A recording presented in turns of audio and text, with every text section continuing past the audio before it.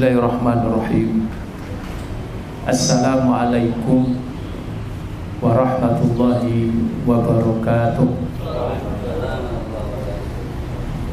Innal hamdalillah nahmaduhu wa nasta'inuhu wa nastaghfiruh wa na'udzu billahi min shururi anfusina wa min sayyiati a'malina may yahdihillahu fala mudilla lahu wa may yudlil fala hadiya lahu. Asyhadu an la ilaha illallah wahdahu la syarika lah wa asyhadu anna Muhammadan abduhu wa rasuluh alladzi la nabiyya wa la rasula ba'dah. Usikum wa iyaya nafsi bitaqwallah faqad fazal muttaqun haitsu qala Allah azza wa jalla fi muhkamati tanzil ya ayyuhalladzina amanu taqullaha haqqa tuqatih wa la tamutunna illa wa antum muslimun. Wa qala Rasulullah sallallahu alaihi wasallam fi hadisihi ittaqillaha haitsu ma kunta wa atbi sayyi'atal hasanata tamhuha wa khaliqin nasa bi khuluqin hasanin.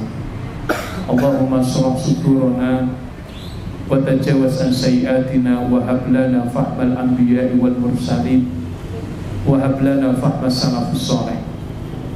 Allahumma anfa'na bima 'allamtana wa 'allimna ma yanfa'una wa zidna ilman wa na'udzu bika min ahwali ahli nar. Subhanaka la ilma lana illa ma 'allamtana innaka antal alimul hakim. Amma ba'd.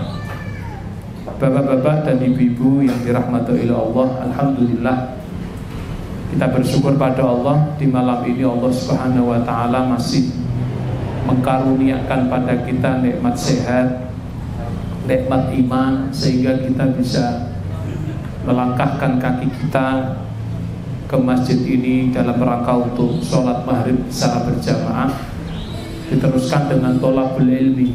Mudah-mudahan kegiatan kita pada malam ini mendapatkan ridho dari Allah Subhanahu wa taala. Amin ya rabbal alamin. Bapak Ibu rahimakumullah, tema kita pada malam ini adalah muhasabah pasca Ramadan. Memang kita pada hari ini sudah meninggalkan Ramadan sekitar kurang lebih hampir 1 bulan yang lalu. Ternyata perlu kita ingatkan kembali bahwasanya Imam Ibn Rajab Al-Hambali di dalam kitabnya Lataiful Ma'arif, beliau menjelaskan pada kita, ternyata para salafus saleh itu meskipun mereka meninggalkan Ramadan, tidak lantas mereka melupakan begitu saja. Ini yang perlu kita ambil pelajaran. Ternyata banyak kaum muslimin mereka setelah melaksanakan Ramadan seakan-akan mereka melupakan begitu saja. Maka kita ingatkan beberapa nasihat para ulama, bahwasanya ternyata para sahabat Nabi itu mereka tidak melupakan Ramadan begitu saja. Bahkan para sahabat Nabi itu senantiasa mengingat-ingat Ramadan itu selama 6 bulan berturut-turut sepeninggal Ramadan, ya. Oleh karena itu pada kesempatan ini mari kita senantiasa bermuhasabah. Kira-kira apa yang telah kita lakukan kemarin, bagaimana ya dampaknya, akibatnya, bagaimana bekasnya. Nah ini Bapak Ibu rahimakumullah, kata muhasabah ini merupakan hal yang perlu kita renungi bersama, bahwasanya muhasabah dalam sebuah amal itu sangat penting Bapak Ibu. Didasarkan pada perkataan sahabat Umar radhiyallahu an, hasibu anfusakum qabla an tuhasabu. Evaluasilah, hitung-hitunglah, hisablah diri kalian sebelum kalian kelak dihisab oleh Allah Subhanahu wa ta'ala. Dalam hal ini adalah muhasabah amal kita, supaya amal ini berkualitas, supaya amal yang sudah kita lakukan Bapak Ibu tidak begitu saja kita lakukan tanpa ada yang namanya perenungan. Nah ini makanya di dalam muhasabah itu para ulama mengatakan ada 3 muhasabah dalam amal. Apa itu? Yang pertama adalah al-muhasabatu qoblal amal. Itu yang pertama. Yang kedua al-muhasabatu indal amal. Yang ketiga al-muhasabatu ba'dal amal. Nah ini apa artinya? Yang pertama muhasabah sebelum beramal ya. Yang kedua muhasabah indal amal, ketika kita beramal. Yang ketiga al-muhasabatu ba'dal amal, muhasabah setelah kita melakukan amal. Nah ini Bapak Ibu rahimakumullah, yang pertama adalah al-muhasabatu qoblal amal. Bagaimana kita memuhasabai amal kita, khususnya Ramadan kemarin ya. Di antara muhasabah qoblal amal itu apa? Mempersiapkan ilmu. Nah ini, karena amal itu kalau tanpa ilmu tidak akan diterima oleh Allah ya. Mempersiapkan ruhyah supaya ketika kita melakukannya dengan senang hati, siap dohiron wa batinan. Nah, biasanya masalah ini sudah dibahas ketika kita sebelum Ramadan atau targhib Ramadan itu biasanya al-muhasabah qoblal amal. Kemudian yang kedua adalah al-muhasabah indal amal. Bagaimana kita muhasabai ketika kita beramal ini, apa? Sudahkah ada keikhlasan atau tidak di dalam beramal itu ya, karena juga memang syarat diterimanya amal itu ikhlas. Nah, tanda-tanda ikhlas itu apa Bapak Ibu? Tanda-tanda ikhlas itu kata para ulama, yang pertama antakunal amal lillah. Hendaklah kalau beramal itu karena Allah. Itu tanda ikhlas. Ada 3 gitu. Kalau beramal itu karena Allah, bukan karena yang lain. Yang kedua antakunal amal li amrillah. Kalau beramal itu karena menjalankannya ini karena perintahnya Allah, bukan perintahnya orang tua, bukan perintahnya bosnya, bukan perintahnya atasannya. Tapi semata-mata saya melakukan siam, saya melakukan amalan apapun itu karena Allah dan Rasulnya memerintahkan. Meskipun yang melakukan amal itu sedikit, tapi kalau didasari dengan ini adalah perintah Allah, insya Allah ini yang menyebabkan kita istiqomah nih. Ya, kan kadang-kadang ada itu orang beramal karena situasi dan kondisi. Kalau yang mengamalkan banyak dia ikut, kalau orangnya sedikit dia nggak ikut. Nah, ini contoh sholat subuh ya. Banyak diantara kaum muslimin sholat subuh ini rata-rata ya jamaahnya sedikit ya. Tapi kalau pas banyak mah ikut semangat gitu ya. Tapi bagi orang yang ikhlas itu saya tidak akan surut banyak atau sedikitnya orang tetap saya lakukan. Ini tanda-tanda ikhlas. Kemudian yang ketiga adalah antakunal amal yarjuna sawaballah. Dia beramal mengharap pahalanya Allah. Nah ini mengharap pahalanya Allah Subhanahu wa ta'ala ya, pahala jannah, pahalanya pokoknya fadilah amal yang kita lakukan itu niat kita ingin mendapatkan itu ya. Insya Allah termasuk tanda-tanda orang yang ikhlas. Nah, Bapak Ibu rahimakumullah, kemudian yang ketiga al-muhasabatu ba'dal amal. Ini yang penting. Setelah kita melakukan suatu amal, kira-kira apakah kita ini, amal kita ini diterimakah ataukah tidak? Nah ini penting.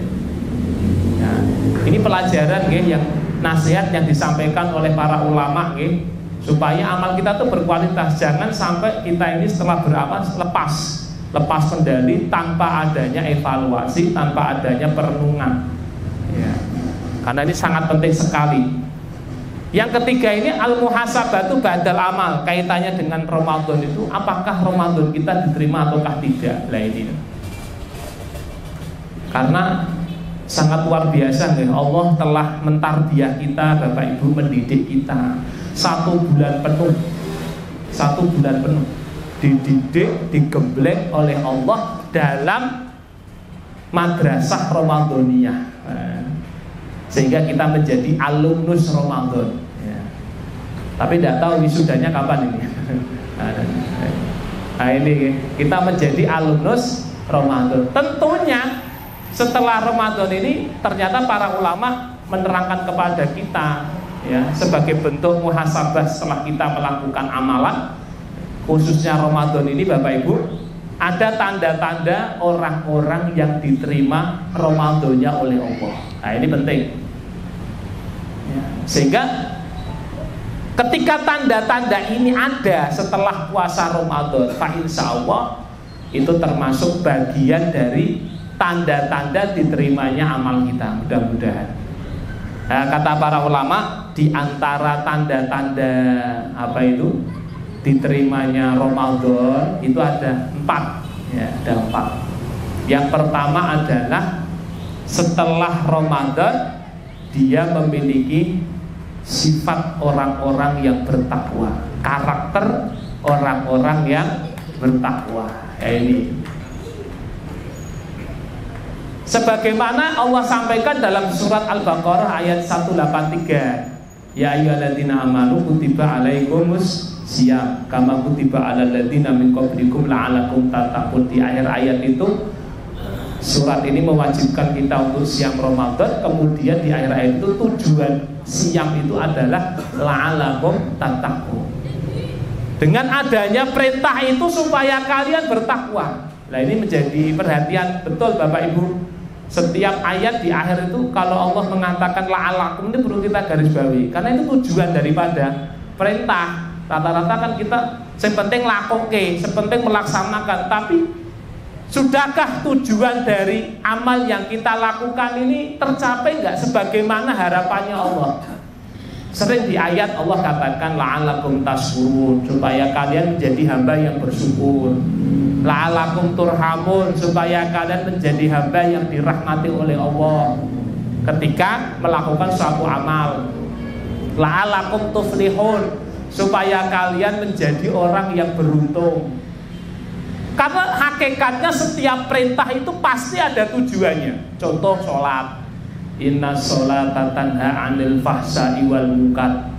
Sak temene sholat itu mencegah dari perbuatan keji dan mungkar. Lah kok ada orang sholat tapi kok masih maksiat? Nah ini tanda belum tentu sholatnya ditampi oleh Gusti Allah. Karena tujuannya nggak nyampe, gitu lah niki. Masih ada orang yang STMJ, sholat terus, maksiatnya juga jalan tadi. Di dalam hadis qudsi pun, nah ini juga muhasabah, ya. Di dalam hadis qudsi Allah Subhanahu Wa Taala menerangkan, hambaku mendekatkan kepadaku dengan ibadah wajib. Wa ma taqarraba ilayya 'abdi bi syai'in ahabba ilayya mimma iftaratuhu alaih. Hambaku mendekatkan kepadaku dengan ibadah wajib. Wala yazalu 'abdi yataqarrabu ilayya bin nawafil. Tidak hanya ibadah wajib, hambaku juga senantiasa mendekatkan diri kepadaku dengan ibadah sunnah. Apa hadis ini terusannya Bapak Ibu? Hatta uhibbahu. Nah, ini bentuk keberhasilan kita di dalam melaksanakan ibadah wajib dan sunnah, sampai kita mendapatkan kecintaan Allah. Nah itu ternyata dalam beramal itu tidak sekedar yang penting lakoke, tapi bagaimana tujuan Allah perintahkan, Allah syariatkan itu sudah enggak ada pada diri kita. Contohnya hadis qudsi ini, hambaku mendekatkan kepadaku dengan ibadah wajib dan ibadah sunnah sampai aku cinta kepadanya. Ini target kita ketika kita melaksanakan ibadah. Tandanya apa? Fa'idha ahbabtuhu kuntu sam'ahu alladhi yasma'u bih. Kalau aku sudah cinta sama hambaku itu karena dia melaksanakan ibadah wajib dan sunnah, apa yang aku dengar, apa yang dia dengar, aku mendengar. Wa basaruhu alladhi yubsiru bih. Apa yang dia lihat, aku melihatnya. Apa gerakan tangannya, langkah kakinya adalah langkahku, gerakan tangannya adalah gerakanku. Nah ini tandanya. seorang hamba, keberhasilan dia menjalankan ibadah wajib dan sunnah adalah Allah cinta. Buktinya Allah cinta apa? Selalu yang dia dengar adalah yang Allah ridho. Nah ini keberhasilan kita di luar ibadah itu tandanya Allah cinta. Pengaruh ibadah itu adalah apa yang dia dengar Allah ridho. Apa yang dia dengar, kalau yang dibenci oleh Allah, dia juga ikut benci. Apa yang dia lihat, ya, apa yang dia lihat Allah ridho. Maksudnya dia melihat hal-hal yang baik, yang tidak dimurkai oleh Allah. Gerakan tangan dan kakinya selalu Allah ridho, selalu untuk kebaikan. Lah kalau ada orang kok nyun sewu, matanya, pendengarannya, tangan dan kakinya selalu Allah itu murka. Nah ini tanda-tanda belum dicintai oleh Allah Subhanahu wa ta'ala. Nah inilah Bapak Ibu pentingnya kita ini untuk bermuhasabah di dalam beramal. Karena setiap amal ada tujuan. Lah di antara saum Ramadan adalah takwa. Lah takwa itu apa? Kata para ulama, di antaranya sahabat Ali bin Abi Thalib, takwa itu cirinya 4. 1, ya, takwa itu apa? Cirinya 4. Yang pertama adalah al-khaufu ma'ajali. Takwa itu orang yang takut kepada Allah. Jadi kalau orang berhasil ibadah Ramadannya, kemudian dia bertakwa, tandanya semakin hari semakin takut kalih Gusti Allah. Buktinya dia takut sama Allah, dia selalu mendekat kepada Allah. Kenapa? Karena takut dengan adabnya, dengan siksanya, takut kalau suul khotimah, takut kalau pas dicabut nyawanya dalam kondisi maksiat.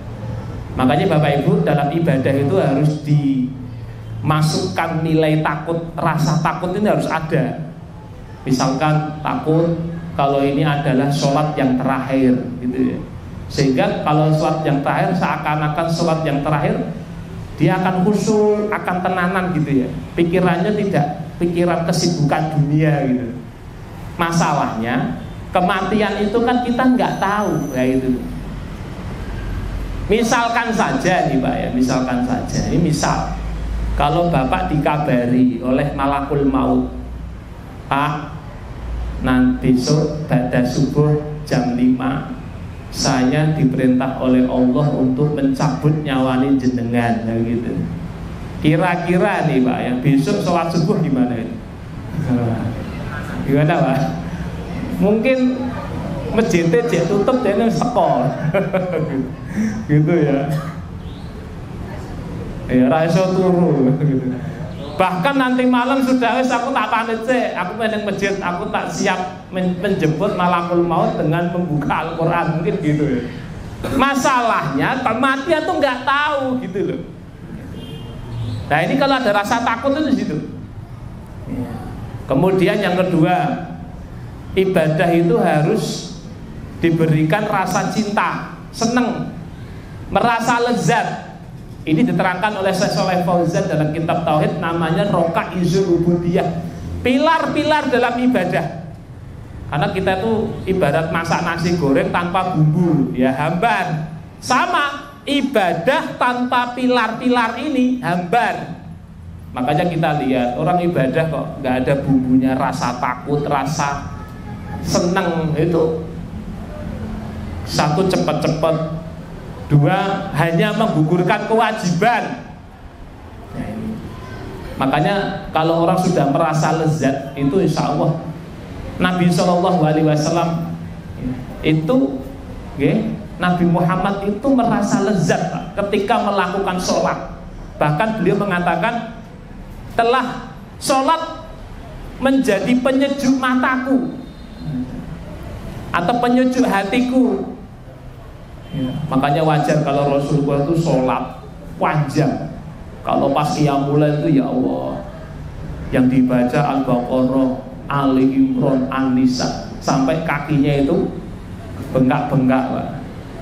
Sampai ada sahabat itu dikira habis Al-Baqarah rukuk, ternyata langsung lanjut ke Ali Imran. Dikira bar Ali Imran lanjut An-Nisa. Wah.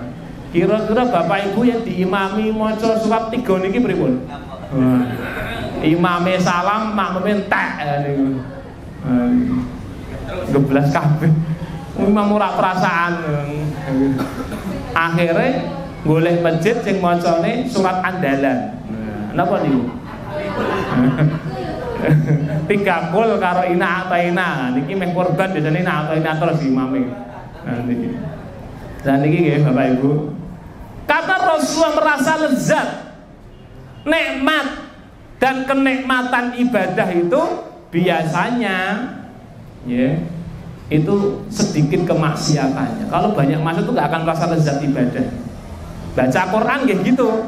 Kalau lezat baca Quran terasa nikmat itu 2 jam nggak kerasa, 2 jam nggak terasa. Lah kadang-kadang kita ini ya Allah baru 2 lembar, wis bolak-balik yang burine. Rumangsa aku wis suwi kok ora sak jus to. Nah niki ngoten iki Pak nggih. Nah niku ya Allah. Ahlu maksiat itu juga bisa merasa lezat dengan kemaksiatannya. Mereka main catur aja 3 jam, 4 jam aja Masya Allah betah. Anak-anak kecil kita ini, saya tuh kalau hari Ahad pagi sebelumnya keluar tuh mau ngisi pengajian, itu game online itu parkir sepeda itu banyak. Saya batin itu paling masuk game online itu jam 10 malam, mungkin sampai subuh rak barbar gitu. Dan ini artinya anak kecil aja kalau main game itu 2 jam nggak terasa. Dikongkon mangan nih wagah, mangannya kalah game ya. Karena sudah merasa lezat tadi ya. Nah bagaimana kita ini merasa lezat di dalam sholat, di dalam bertolabul ilmi, di dalam baca Quran, di dalam zikir ya. Kemudian yang ketiga, pilar ibadah itu adalah roja, rasa berharap kepada Allah Subhanahu wa taala. Apa yang kita harapkan dari ibadah itu di kehidupan dunia kita dan akhirat kita.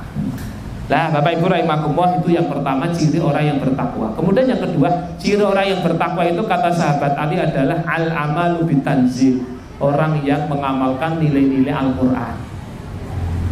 Berusaha belajar Al-Qur'an, difahami, diamalkan, baik dalam akidah, dalam muamalah, dalam akhlak, dalam ibadah. Karena Al-Quran itu adalah masdarul hayat, sumber kehidupan, petunjuk bagi manusia. Yang ketiga, di antara ciri orang yang bertakwa menurut sahabat Ali adalah al-qanaah wa ridho bil qalil.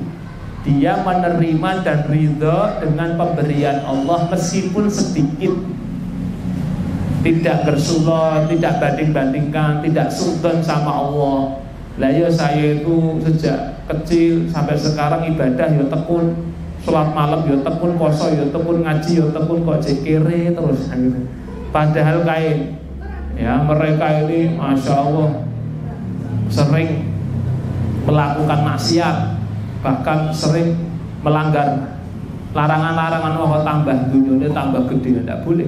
Kita tetap husnudzon sama Allah. Lah diantaranya bersyukur lah, intinya itu bersyukur sedikit atau banyak dalam rangka untuk mendekatkan kepada Allah. Karena setiap nikmat yang tidak mampu mendekatkan kepada Allah maka itu musibah. Kullu nikmatin la tuqarribu minallah fa hiya baliyah. Setiap nikmat yang tidak mendekatkan kepada Allah maka itu musibah. Kata sahabat Abdullah bin Mas'ud. Yang terakhir, ciri orang yang bertakwa adalah al-istidadu liyaumir rahil. Dia mempersiapkan diri untuk menyongsong hari kematian, memperbanyak bekal. Karena Bapak Ibu, kematian itu sekali lagi selalu mengintai kita, tidak pandang bulu. Innal mauta rasidun fatuma'ninatu humkun. Mati itu mengintai kita, baik dewasa, orang tua, yang sakit, yang sehat, yang kaya, yang miskin, diintai terus. Dimanapun kita berada, di jalan, di masjid, di kamar mandi, di kantor, dimanapun.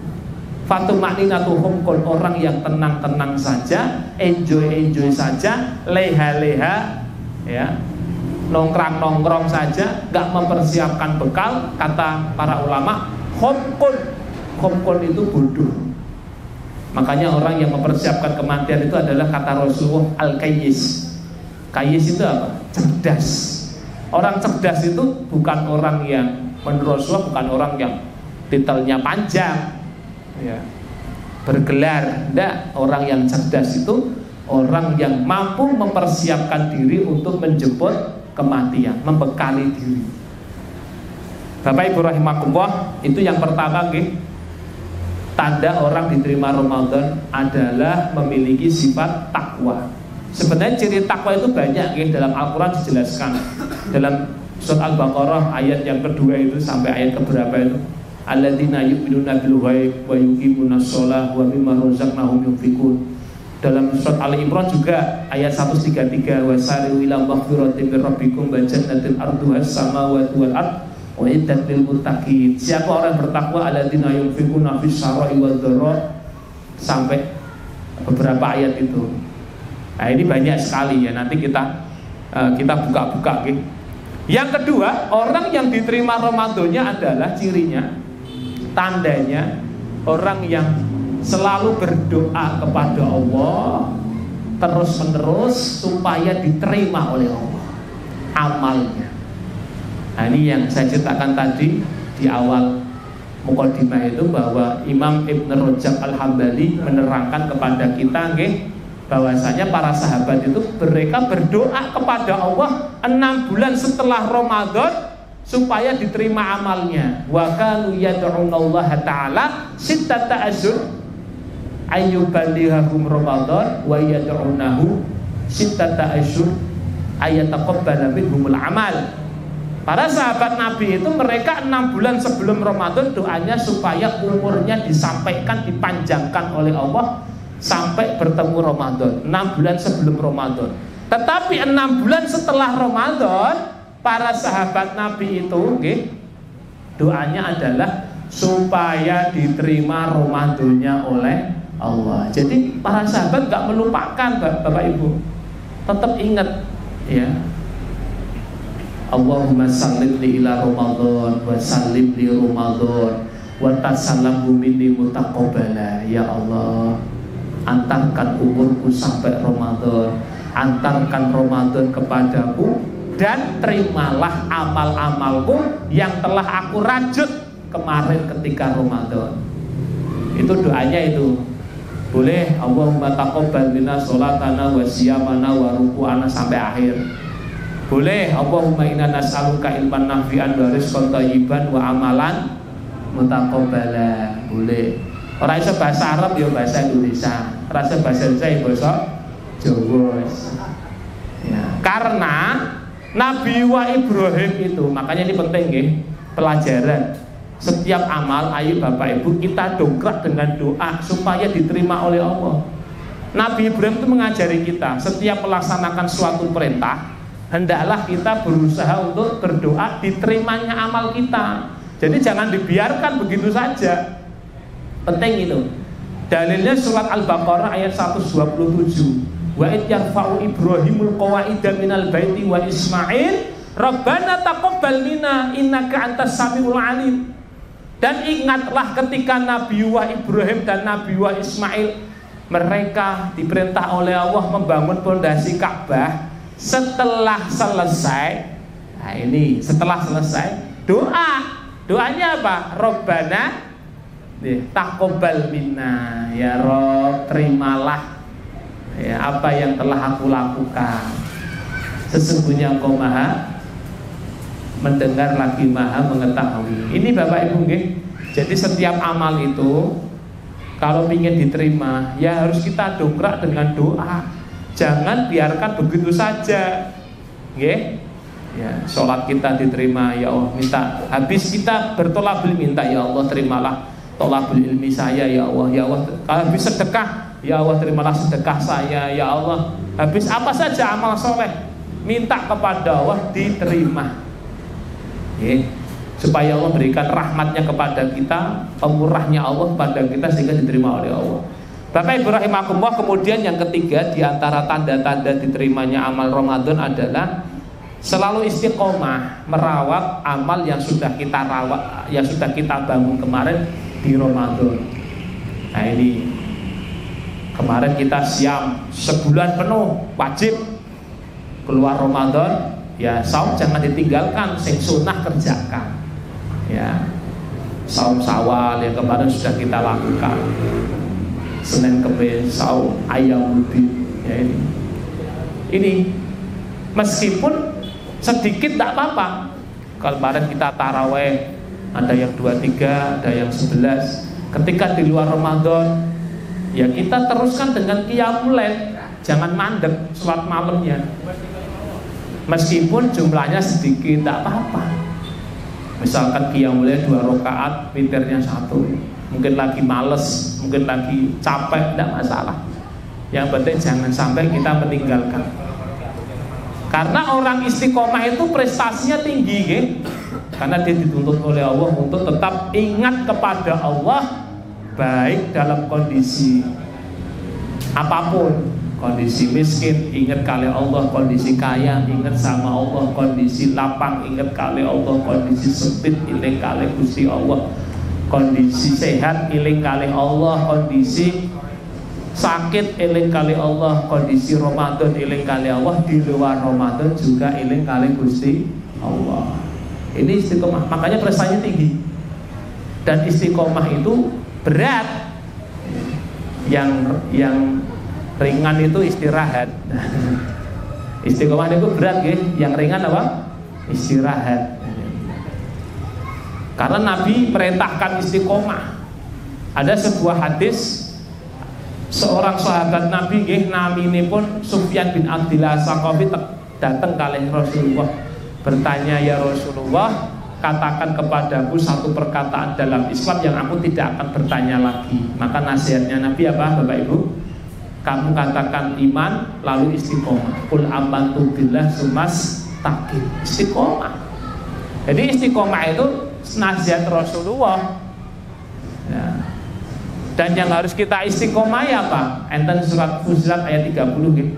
Innal ladzina qalu rabbunallah tsumma istaqamu tatanazzalu 'alaihimul malaikatu alla takhafu wa la tahzanu wabshiru bil jannati allati kuntum tu'adun.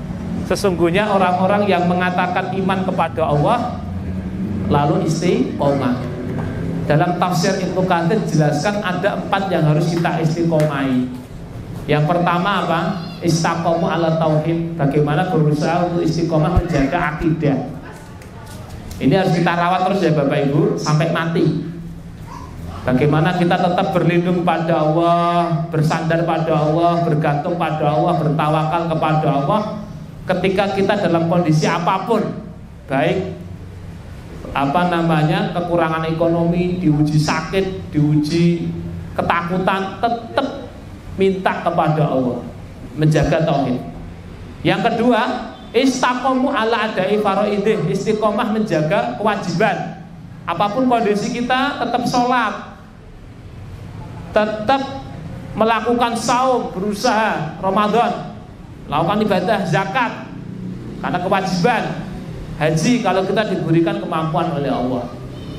Yang ketiga yang perlu kita istiqomah ya apa? Istaqomu ala sunnati Rasulillah, istiqomah di atas sunnah Rasulullah. Selain yang wajib, istiqomah baca Quran, istiqomah qiyamul lail, istiqomah sholat rawatib, istiqomah sedekah, istiqomah thalabul ilmi. Berusaha gitu. Yang keempat, istaqomu ahlasullahuddin, istiqomah menjaga keikhlasan ketika kita melakukan amal. Ya tadi sudah kita sampaikan tanda-tanda ikhlas. Apapun kondisinya melakukan amal harus ikhlas karena Allah, karena perintah Allah, mengharapkan pahala dari Allah. Bapak Ibu rahimakumullah, orang yang istiqomah dikasih keutamaan. Pertama, keutamaannya apa? Insya Allah besok kalau dia itu sakarot, datang malaikat mengabarkan kepadanya, tidak ada rasa takut bagi orang yang istiqomah. Tatanazzalu alaihimul malaikatu alla takhafu Wahai jiwa-jiwa yang istiqomah, kamu jangan takut dengan kematianmu. Takut di sini urusan akhirat. Kenapa? Karena Allah sudah memberikan kabar gembira berupa jannah. Wa absyiru bil jannati allati kuntum tu'adun. Ini loh fadilahnya orang istiqomah. Yang kedua, orang yang istiqomah tidak ada rasa sedih ketika meninggalkan dunia ini. Bedanya takut dengan sedih. Kalau takut urusan akhirat, kalau sedih urusan dunia yang ada di belakang dia. Wahai orang-orang istiqomah, malaikat berkata, wala tahzanu, jangan sedih dengan engkau meninggalkan anak, istrimu, hartamu. Allah akan jaga. Istrimu tetap dijaga oleh menjadi istri yang solehah. Hartamu tetap dijaga oleh Allah menjadi harta yang barokah, yang selalu menambah kebaikan bagi keluargamu, tidak menambah pertengkaran. Yang ketiga, anak-anakmu dijaga oleh Allah, tetap menjadi anak-anak yang soleh dan soleha. Ini keutamaannya. Yang ketiga, orang yang istiqomah diberikan oleh Allah apa itu? Berpeluang besar untuk meninggal dalam kondisi husnul khotimah. Karena kita nggak tahu kapan kita mati. Ketika kita ingat sama Allah, waktu itu dicabut nyawa kita, mudah-mudahan ini adalah bagian dari husnul khotimah, tanda-tanda husnul khotimah. Yang terakhir, di antara tanda-tanda diterimanya Ramadan adalah amalnya, ibadahnya itu lebih baik daripada sebelum Ramadan. Nah, kalau tadi istiqomah itu mungkin istilahnya bisa turun sedikit, bisa sama. Kalau ini yang keempat ini lebih baik. Ini lebih baik. Kata para ulama, inna min alamati qubuli syahri Ramadan antakuna halal muslim ba'dahu ahsan min halihi qabla Ramadan. Di antara tanda-tanda orang diterimanya Ramadan adalah hendaklah keadaan seorang muslim itu lebih baik, ahsan, itu lebih baik setelah Ramadan daripada sebelum Ramadan. Misalkan sebelum Ramadan biasanya rak tau maca Quran. Setelah Ramadan baca Qurannya sehari 1 juz. Nah, kemudian sebelum Ramadan biasanya baca Qurannya mungkin sehari 5 lembar. Ini sudah 1 juz. Sebelum Ramadan tidak pernah ngaji. Setelah Ramadan dia ngaji. Sebelum Ramadan tidak pernah sedekah. Setelah Ramadan sedekahnya Masya Allah, ada peningkatan. Sebelum Ramadan jarang qiyamul lail. Setelah Ramadan qiyamul lail Masya Allah ya. Jadi amal soleh itu ternyata memberikan magnet. Li'annal hasanata tad'u ilal hasanah wal amalu soleh tad'u ilal amali soleh. Kata para ulama, loh kenapa kok bisa bertambah amalnya, kok menjadi lebih baik? Karena satu kebaikan itu menjadi magnet kepada kebaikan yang lain. Satu amal soleh menjadi daya tarik amal-amal soleh yang lain. Maka jangan pernah meremehkan satu amal soleh, Bapak Ibu. Dari sholat bisa dia senang ngaji. Dari senang ngaji dia bisa senang beramal yang lain untuk keumatan. Dari dia bergabung dengan kegiatan keumatan, dia bisa banyak kenalan sehingga bisa memberikan manfaat kepada umat. Terus ya, sama keburukan itu juga memberikan magnet kepada keburukan yang lain. Makanya Bapak Ibu penting sekali jangan sampai kita ini kosong dari amal soleh, apalagi sampai mengisi keburukan. Karena setan itu terus berusaha sampai-sampai Imam Ibnul Qayyim membuat kurikulum. Setan menggoda kita. Kalau kita sudah kehilangan ibadah sunnah, hati-hati, ibadah wajib kita ini juga akan dikerokoti ya. Jadinya males, kemudian sholatnya tidak lengkap, kemudian ditinggal sama sekali. Makanya hati-hati, salah satu ibadah sunnah yang sudah kita lakukan bahkan meningkat itu lebih kuat insya Allah daripada kalau kita itu meremehkan satu, nanti sunnah yang lain akan digeret sampai nggak punya ibadah sunnah, ibadah wajibnya akhirnya kena. Ketika nggak punya ibadah wajib, kemaksiat. Naudzubillah min dzalik. Ini saja yang kami sampaikan. Mudah-mudahan yang hadir di sini termasuk golongan orang-orang yang diterima Ramadannya oleh Allah. Amin ya rabbal alamin. Demikian dari saya, mohon maaf bila banyak kekurangannya. Aku lu qouli hadza astaghfirullah li wa lakum. Assalamualaikum warahmatullahi wabarakatuh.